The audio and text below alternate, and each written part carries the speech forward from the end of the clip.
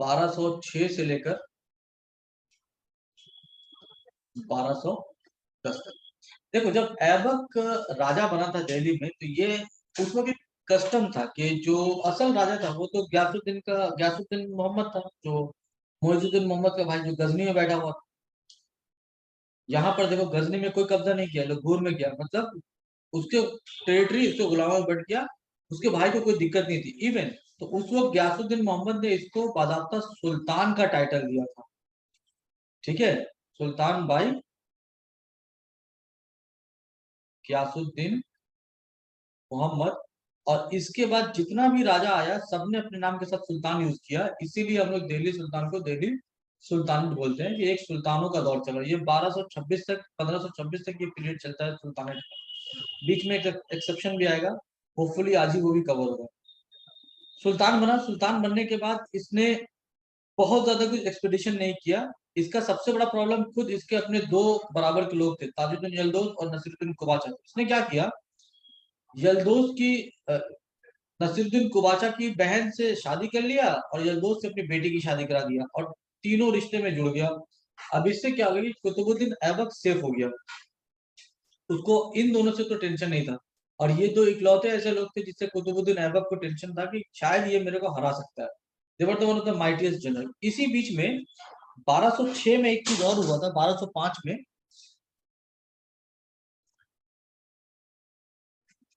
बंगाल पे अटैक हुआ था। बंगाल पे अटैक हुआ था, ठीक है। ये अटैक किसने किया था, ये अटैक किया था बख्तियार खिलजी। इसका पूरा नाम था इख्तियारुद्दीन मोहम्मद बिन बख्तियार खिलजी, बट आपको सिर्फ इतने याद रखना है, बख्तियार खिलजी। उस वक्त सेन डायनेस्टी का रूल चल रहा था, सेन डायनेस्टी इंडिया में। ये इतना ज्यादा फ्यूरियस था, मतलब इतनी रफ्तार से भागा कि सिर्फ 17 लोग के साथ ये गौर में इंटर किया। Gaur was the capital at that time. और लक्ष्मण सेन नहाने जा रहा था, वो नंगा भागा वहां से अपनी जान बचाते हुए। और इस तरह से बख्तियार खिलजी ने बंगाल में फर्स्ट मुस्लिम रूल कायम किया, ये अपने आप को इंडिपेंडेंट डिक्लेयर कर दिया। अब ऐबक को टेंशन इससे भी नहीं था, ऐबक को टेंशन इन दोनों से भी नहीं था। प्रॉब्लम ये थी कि किस तरह से दिल्ली पे अपना कब्जा बना के रखा जाए। बट होता क्या है कि इसकी जिंदगी लंबी नहीं रहती है, लड़ाई वगैरह और ये करता नहीं है। 1210 में एक गेम खेलते हुए इसकी मौत हो जाती है। इसको बोलते हैं चौगान। चौगान आज की डेट में हम लोग बोलते हैं पोलो को।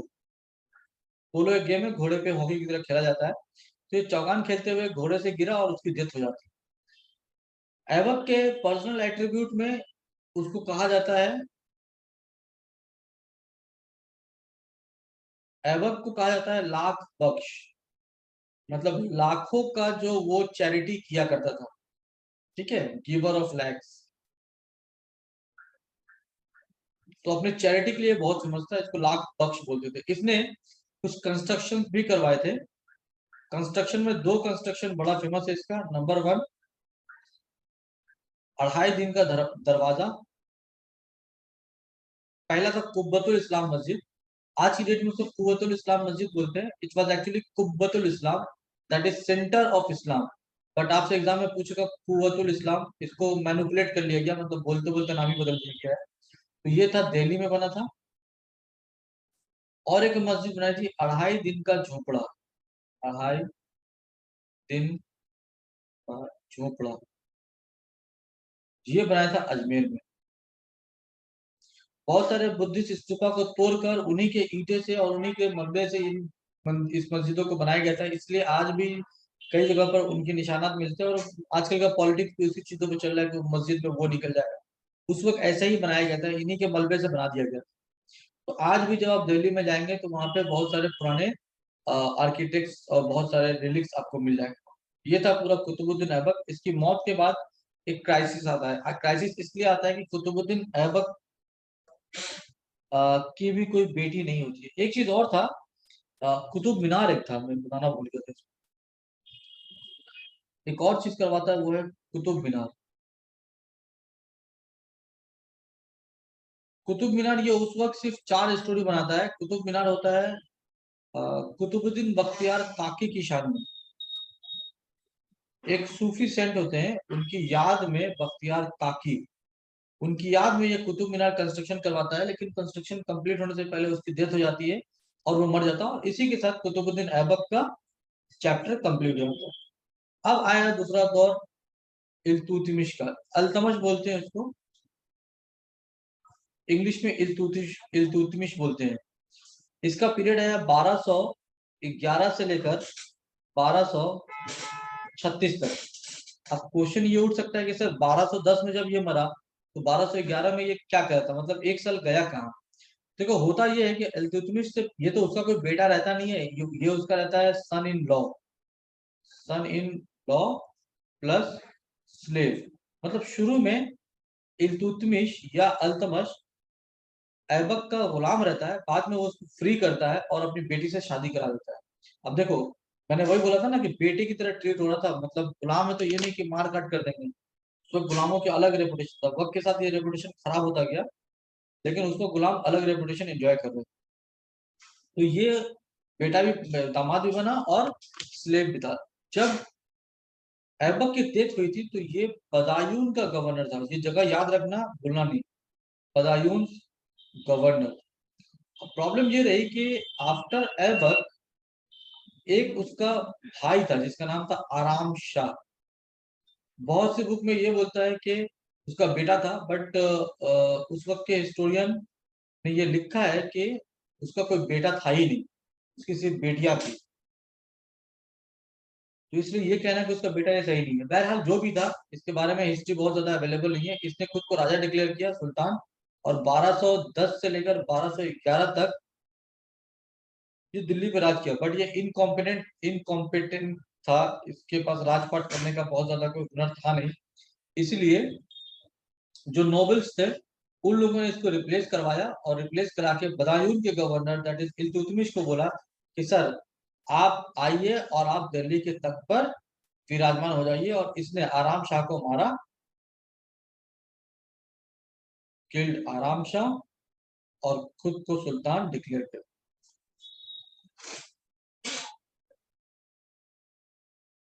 ठीक है ना। मिनहाजुस सिराज एक बहुत बड़े हिस्टोरियन थे, उन्होंने इसको बेस्ट सुल्तान ऑफ दिल्ली कहा है, मिनहाजुस सिराज। थोड़ी देर में इसका नाम फिर से मैं बोलूंगा। इल्तुतमिश के बारे में थोड़ा सा हम लोग पढ़ लेते हैं। अल्तुतमिश ने क्या किया? देखो, जब अल्तुतमिश राजा बनता है, दैट इज सुल्तान बनता है, तो ये सबसे पहले उस खतरे को देखता है कि मेरे पास दो खतरा बचा हुआ है। कुतुबुद्दीन ऐबक के जो दो रिश्तेदार बने थे, वो ऐबक के रिश्तेदार थे, मेरे रिश्तेदार थोड़ी है। ताजुद्दीन यलदौज और नसीरुद्दीन कुबाचा, ये दोनों मेरा हमदर्द नहीं है, तो ये दोनों मेरे को प्रॉब्लम कर रहा है। और उस वक्त जो बंगाल में बख्तियार खिलजी ने जो डायनेस्टी बनाया था, उसका एक नया गवर्नर था जिसका नाम था अली मर्दान खिलजी। इन तीनों ने इसके खिलाफ प्रोटेस्ट कर दिया। इसके लिए तीन बड़ा प्रॉब्लम ये था।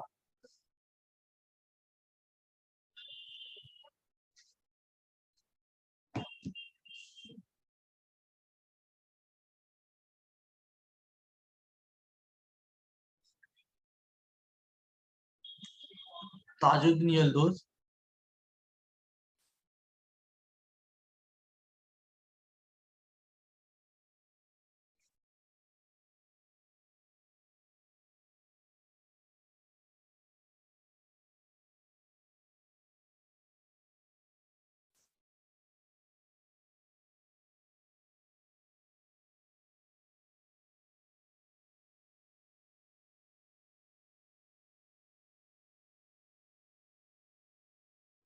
ये तीन लोग थे।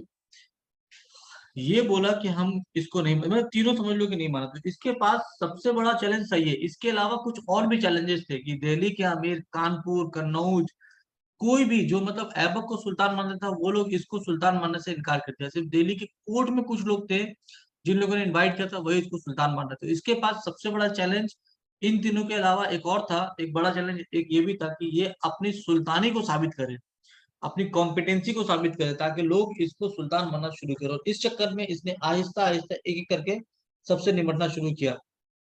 राजपूत चीफ जो थे, जालोर, रणथंभौर, अजमेर, ग्वालियर, इन लोगों को डरा के धमका के बोला कि तुम मेरे साथ रहो वरना हम तुमसे लड़ाई करें। दिल्ली के जो अमीर थे, दैट इज कुछ नोबल थे, जो इल्तुतमिश के अगेंस्ट में चले गए, उनको उनको भी कंट्रोल कर लिया। ये दो चीजें कंट्रोल करने के बाद उसने सबसे पहले जो अयोध्या मतलब यूपी में, दिल्ली, अयोध्या, बदायूं, वो अमीर जो अल्तमश के इस सुल्तानी को एक्सेप्ट नहीं कर रहे, उनके खिलाफ इसने लड़ाई छेड़ दी, कंट्रोल किया उसको। ज्यादा बड़ी लड़ाई करनी नहीं पड़ी, मतलब ये लोग को जस्ट डराने से ही काम कर लिया। लेकिन ताजुद्दीन यलदौज इसके साथ प्रॉब्लम कर रहा था, और ताजुद्दीन यलदौज के साथ क्या किया इसने, थर्ड बैटल ऑफ तराइन लड़ा।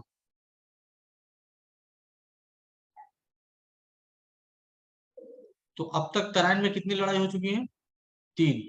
ये हुआ तो 1216 में ताजुद्दीन यलदौज को हराता है, उसको पकड़ के बदायूं भेजता है, और बाद में उसको वहां से मार दिया जाता है। दूसरा नसीरुद्दीन कुबाचा, इसके साथ एक लड़ाई करता है वो पंजाब में। पंजाब में लड़ाई करता है, और इस लड़ाई से वो नसीरुद्दीन कुबाचा बचकर भागता है, लेकिन इंदस नदी में डूब के इसकी मौत हो जाती है। अब देखो, इसका दो सबसे बड़ा प्रॉब्लम खत्म हो चुका है। अली मर्दान खिलजी के लिए ये बंगाल में खुद 1226 में जाता है, और उसको हराकर अ, उसका एक अलग इतिहास है, लेकिन इतना समझो कि बंगाल में अपना कॉन्स्टिट्यूशन बना लेता है।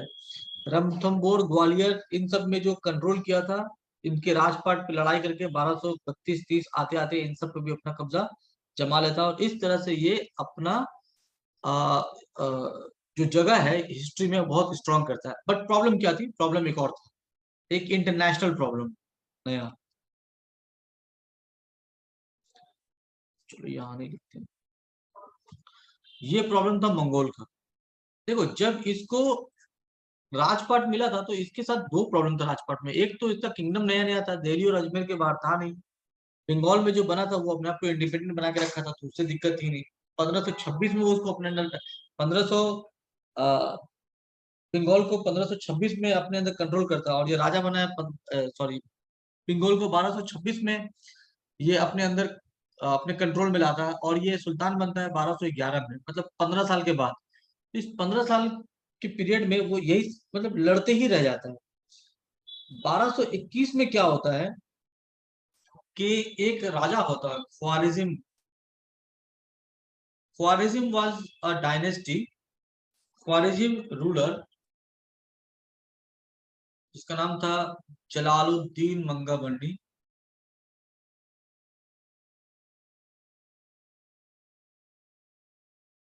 जलालुद्दीन मंगाबंडी, ये मंगोल रूलर चंगेज खान से जान बचा के भाग रहा था। किससे भाग रहा था जान बचा के, चंगेज खान से।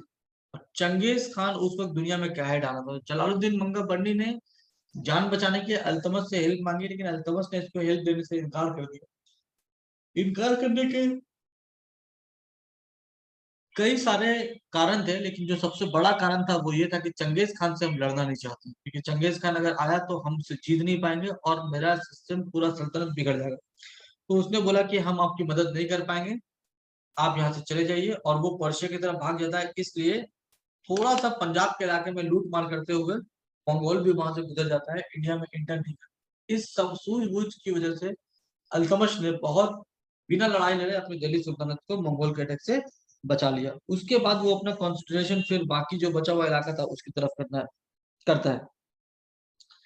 एक लड़ाई वो मालवा में लड़ता है, एक लड़ाई भीलता और एक उज्जैन में लड़ता है। और जब मालवा में वो जो लड़ाई लड़ाई लड़ता है, मालवा कॉन्क्वेस्ट, मालवा में जब लड़ाई लड़ता है तो मालवा से वो ब्रिंग ब्रॉड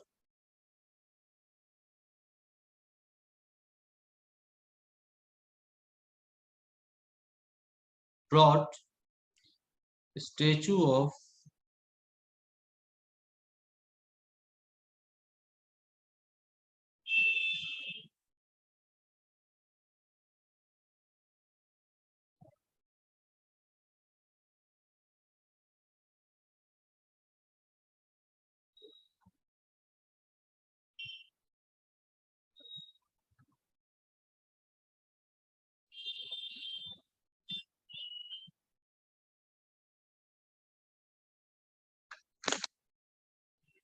मालवा जब वो जीतता है तो वहां से वो विक्रमादित्य की एक मूर्ति वहां पड़ रहती है, उसको उठा के लेके चला आता है दिल्ली, और इसको अपना एक वॉर अचीवमेंट की तरह ट्रीट करता है दिल्ली। तो इस तरह से वो दिल्ली को कुछ फॉरेन अटैक से बचाता है। अब यहाँ पे इसको एक चीज समझ में आ गया है कि जो कुतुबुद्दीन ऐबक रूल कर रहा था, वो बहुत बड़ा टेरिटरी को कर रहा था, और इंडिया उसका लास्ट स्टेट था। बट जब कुतुबुद्दीन ऐबक रूल करना शुरू किया तो वो इंडिया मतलब दिल्ली से स्टार्ट किया था। ताजुद्दीन यलदौज और नसीरुद्दीन कुबाचा को हराने के बाद अल्तुमिश के पास अफगान का भी टेरिटरी आ गया था, दैट इज गौर का इलाका, गजनी का इलाका, क्योंकि उस वक्त तक ताजुद्दीन यलदौज गजनी को भी कब्जा कर चुका होता है, और सिंध का इलाका भी उसके पास चला आता है। नतीजा क्या हो गया, इल्तुतमिश का टेरिटरी बढ़ना शुरू किया। इधर बंगाल को अपने कब्जे में ले लिया है, उधर गुजरात तक राजपूताना अपने हाथ में ले लिया है पूरा। ग्वालियर, अजमेर, जालोर, पूरा यूपी उसके हाथ में है। तो इस टेरिटरी को कंट्रोल करने के लिए सबसे जरूरी है उसकी टेरिटरी में पोजीशन को डिसाइड करना कि हम कहाँ से बैठेंगे, रूल करेंगे। अब तक इल्तुतमिश से पहले जो रूल हो रहा था वो लाहौर से हो रहा था। इसने बोला कि लाहौर लाहौर से अगर हम रूल करने जाएंगे तो हम दिल्ली को कंट्रोल नहीं कर पाएंगे। तो इसने क्या किया,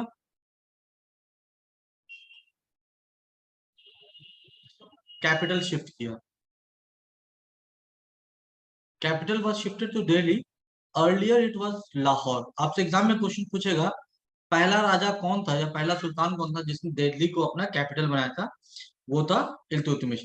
दिल्ली को कैपिटल बनाने का रीजन ये था कि दिल्ली सेंटर में आ रहा था।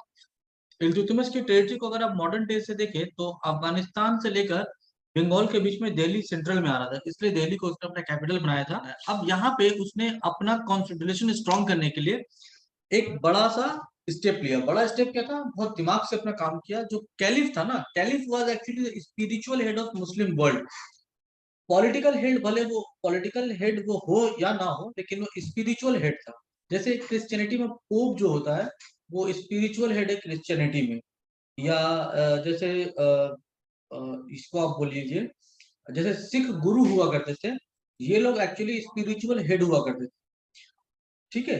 तो अब इस स्पिरिचुअल हेड, अगर हेड ने किसी को रिप्रेजेंट कर, किसी को अच्छा बोल दिया या किसी को दोस्त बोल दिया, तो इसका मतलब पूरे मुस्लिम वर्ल्ड ने उसको अपना दोस्त बोल दिया। तो क्योंकि इल्तुतमिश अभी हाल फिलहाल मंगोल अटैक से बच के निकला था, उसने देखा कि अगर हमको मुसीबत में कोई साथ आएगा तो वो है मेरा फ्रेटर्निटी मुस्लिम वर्ल्ड। और मुस्लिम वर्ल्ड मेरे को उस वक्त तक हेल्प नहीं करेगा जब तक हम मुस्लिम वर्ल्ड का पार्टनर नहीं बन जाएगा। पार्टनर कैसे, देखो हम मुस्लिम है ये कोई दिक्कत नहीं है, लेकिन हम एक राजा हैं और मुस्लिम वर्ल्ड में मेरा कोई रोल नहीं है एज अ रूलर। तो अगर हम कैलिफ के साथ जाकर अपने आप को रिकॉग्नाइज करवा ले कि हम कैलिफ का आदमी हैं, तो जिसको कैलिफ बोलेगा हेल्प कर दो, ये मेरा आदमी है, पूरा मुस्लिम वर्ल्ड उसकी हेल्प करेगा, यानी हम जीत सकते। तो 1229 में इल्तुतमिश ने obtained title of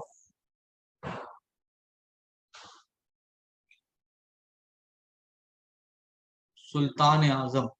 Azam mean the greatest, Sultan Azam जो सबसे बड़ा सुल्तान, मतलब कैलिफ इसको रिकॉग्नाइज कर रहा है। मतलब ये हुआ पूरा मुस्लिम वर्ल्ड में इल्तुतमिश का जो रेपुटेशन है वो बहुत बढ़ने वाला है, और ये होता भी है, वो अपना रेपुटेशन बढ़ा लेता है।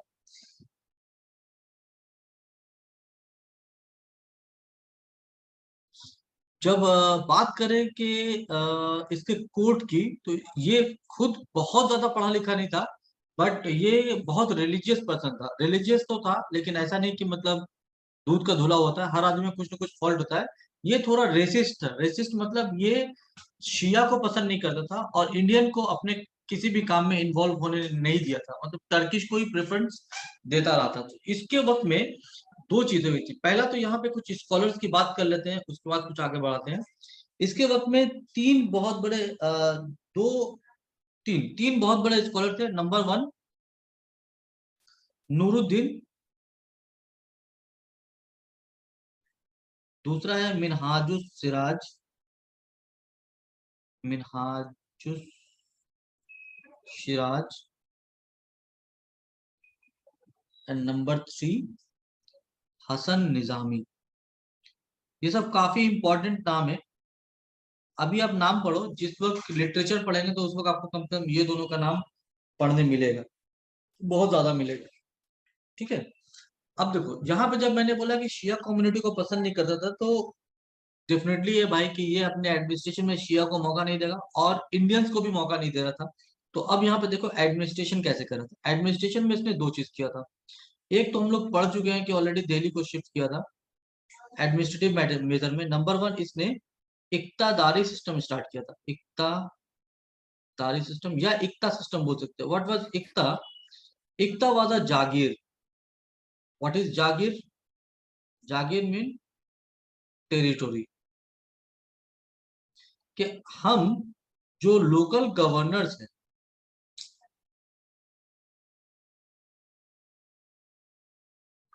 लोकल गवर्नर है, देखो हम तो दिल्ली में बैठे हुए हैं, लेकिन मान लो अजमेर में उसको कंट्रोल कौन करेगा? तो हम अपने एक आदमी से कंट्रोल करवा रहे हैं।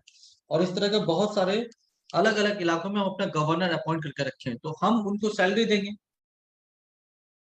क्योंकि मेरे पास पैसा ज्यादा नहीं है, तो हम क्या कर रहे हैं, हम सैलरी नहीं दे रहे हैं, कैश में पे नहीं कर रहे हैं, हम उस सैलरी में आपको एक जागीर दे दिया कि तुम जाओ, फला एक इलाका तुम्हारा हुआ, उस जगह पे तुम पूरा गवर्नेंस करो, और तुम सारा अपना खर्च वगैरह काटने के बाद जो पैसा बचेगा वो सारा का सारा पैसा दिल्ली भेजना पड़ेगा। यही है इकतदारी सिस्टम।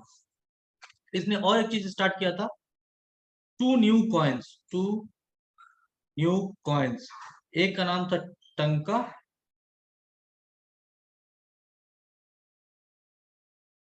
और एक का नाम था जीतल। टंका वाज सिल्वर कॉइन एंड जीतल was copper coin.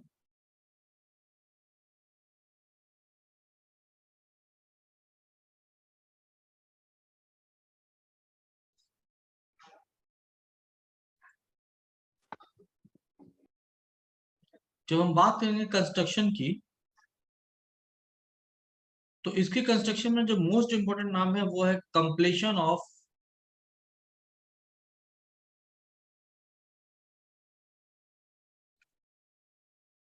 Qutub Minar. देखो, कुतुब मीनार का जब कंस्ट्रक्शन शुरू किया गया था तो ऐबक की डेथ हो गई थी, तो उस कंस्ट्रक्शन को पूरा करवाया अलाउद्दीन इल्तुतमिश ने। ठीक है, तो ये कंप्लीट कराया था। आज की डेट में कुतुब मीनार 5 स्टोरी टावर है, लेकिन इस वक्त तक सिर्फ 4 स्टोरी था उस वक्त तक। मतलब 4th फ्लोर तक इसने बनाया था। इसके बाद फिर और भी कुछ सुल्तान ने बाद में आके कुछ रोल प्ले किया, जब वहां पहुंचेंगे तो वहां तक समझेंगे। इसके साथ इल्तुतमिश का चैप्टर खत्म हो जाता है। Next, later rulers. देखो, अल्तुतमिश का एक बेटा होता है जिसका नाम होता है नसीरुद्दीन। जो टॉपिक है वो है रजिया सुल्तान। ठीक है,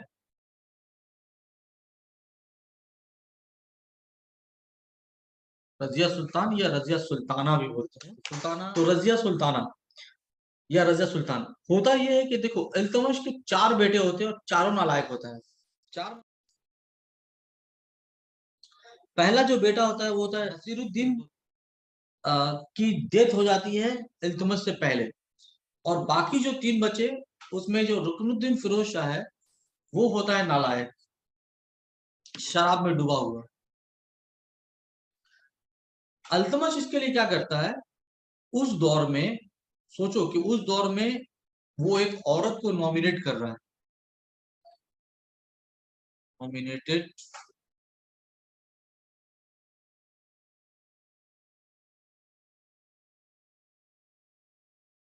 डॉटर टू द थ्रोन। एक चीज और यहाँ मैं बताना भूल गया था।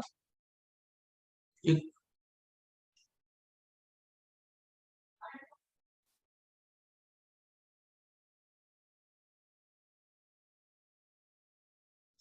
तो नोबल 40 और 40 होता है कि जब अल्तमश को राजा बनाने की मौका बारी आती है तो उसको बनाएगा कौन? तो जो नोबल होता है ना, वैसे 40 नोबल्स का एक ग्रुप बनता है जिसको चालीसा बोलते थे उस वक्त। एक्चुअली अल्तमश भले राजपाट कर रहा था, लेकिन असल पावर इनके हाथ में था। वो लोग, जब अल्तमश जानता था कि अगर हम इन लोग की बात नहीं मानेंगे तो जिस तरह से ये मेरे को राजा बनाया है, कभी भी ये लोग मेरे को राजा से हटा भी सकता है, और अगर ये लोग हटा दिया तो हम उसको कंट्रोल नहीं कर पाए।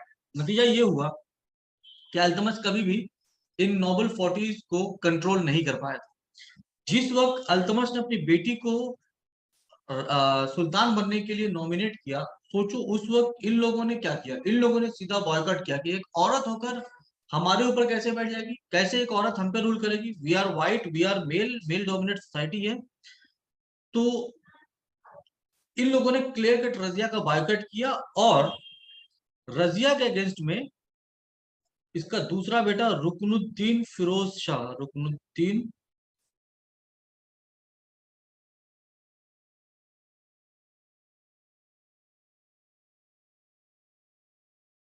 फिरोज शाह, इसको बनाया था सुल्तान। बट ही वॉज इनकॉम्पिटेंट, शराब के नशे में धुत, अयाशी से बर्बाद, ये अपने ही अवाम पे जुल्म करना शुरू किया, एट्रोसिटी करना शुरू किया।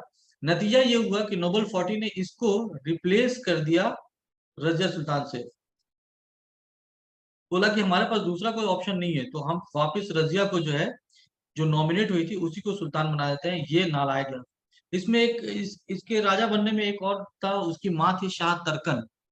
She was also a slave, लेकिन अल्तुतमिश ने बाद में उससे शादी कर ली थी आजाद करने के बाद। तो उसको रजिया पसंद नहीं थी। अब वो रजिया को हटाने के लिए रुकनुद्दीन फिरोज शाह को राजा बनवा देती है। इस वक्त और एक आदमी बहुत बड़ा रोल करता है, उसका नाम होता है अलग खान। अभी नाम याद रखो, बाद में बात करता हूँ इसके बारे में। अलग खान एक बहुत बड़ा रोल प्ले करता है। He was one of the noble 40 चालीसा का एक मेंबर था ये अलग खान, जो अल्तुतमिश के बाद सबसे बड़ा रोल प्ले करता है स्लेव डायनेस्टी के राजपाट में या उसके एडमिनिस्ट्रेशन में। अभी ये है कि रुकनुद्दीन फिरोज शाह को रिप्लेस किया गया और रजिया सुल्तान आ गई। रजिया सुल्तान जब आती है, तब ये क्या करती है, ले आती है, पर्दा सिस्टम को बंद कर देती है कि हम पर्दा नहीं करेंगे। हाथी पे बैठती है, घुड़सवारी करती है, लड़ाई में खुद लीड करती है, इंसाफ करती है, कोर्ट में बैठती है, दरबार में बैठती है, ओपन। मतलब जो कल्चर औरतें उस वक्त एंजॉय कर रही थी, ये उस दौर से न सिर्फ अल्तमश ने उस दौर के खिलाफ जाकर बेटी को नॉमिनेट किया था, बेटी ने भी उस वक्त के हर एक बैरियर को तोड़ा था। और एक राजा को जो करना चाहिए, राजा मीन्स एक रूलर को जो करना चाहिए, ये वो परफॉर्म कर रही थी। बट प्रॉब्लम ये थी ना कि ये सिर्फ औरत थी। यही था सबसे बड़ा प्रॉब्लम। अगर ये औरत नहीं होती ना, तो ये was one of the best सुल्तान बन पाती दिल्ली की। इसके औरत होने की वजह से इसके रास्ते में आ गए 40 नोबल्स। और जब कोर्ट में दिल्ली के अवाम ने इसको सपोर्ट किया, तो जो अदर अमीर या गवर्नर थे, उन लोगों ने इसकी सोलिडारिटी को एक्सेप्ट नहीं किया और इसके खिलाफ बगावत कर दिया। इसका एक टीचर था, टीचर का नाम था जलालुद्दीन याकूत।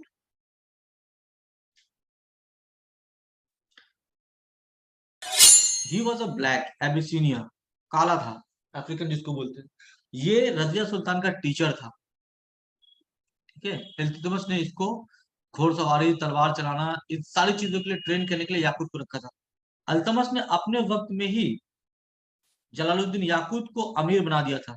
मतलब जब वो रजिया सुल्तान को पूरा ट्रेन कर देता है, तो उससे खुश होकर उसको आजाद कर देता है गुलामी से। रजिया सुल्तान उस पे कुछ ज्यादा ही फेवर दिखाती है, और इसको वो अमीर अखूर बना देती है।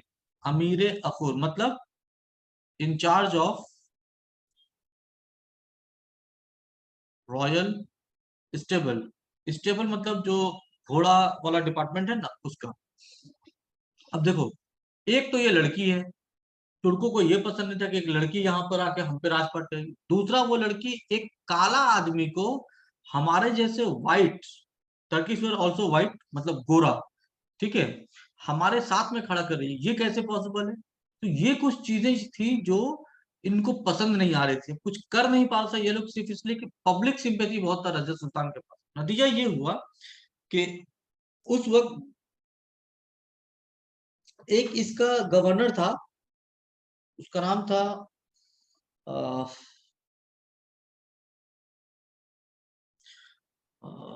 इख्तियारुद्दीन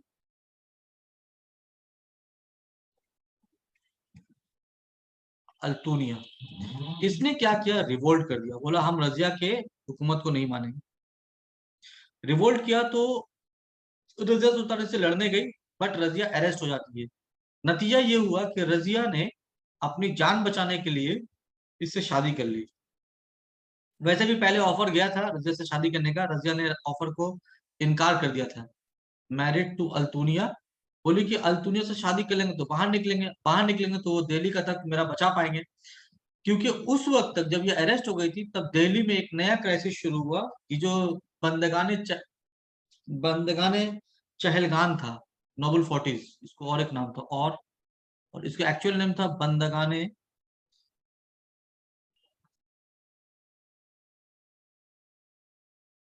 चहलगान। चहलगान 40 को बोलते हैं, बंदगान बंद का प्लूरल, पर्शियन में बंदा के प्लूरल को बंदगान बोलते हैं, दैट इज लोग।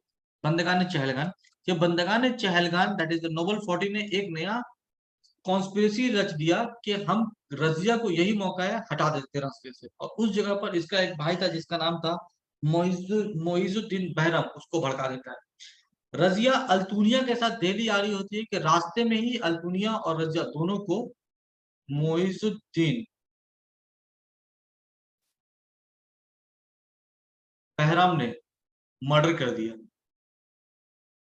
ठीक है, इन दोनों को मर्डर कर दिया। नतीजा क्या हुआ, ना बहन है ना जीजा है, दोनों मारे गए हैं, रास्ते में ही मरवा दिया गया।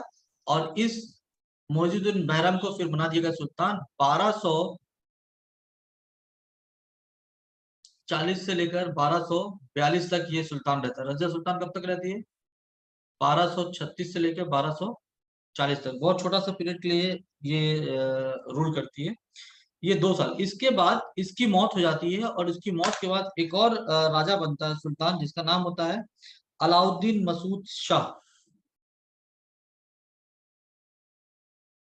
मोइजुद्दीन बहरम 1240 से 1242।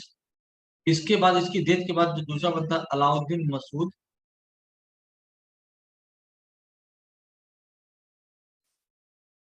शाह, 1242 से 1246। और द लास्ट रूलर जो इसमें बनता है वो है नसीरुद्दीन महमूद। ये नसीरुद्दीन महमूद इल्तुतमिश का पोता होता है।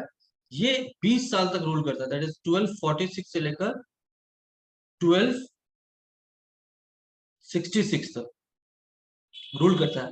बट ये बहुत मौलवी टाइप का आदमी रहता है, ये अपना रोजा नमाज यही करता था, राजपाट से इसको कुछ लेना देना नहीं था। इसका जो फादर इन लॉ था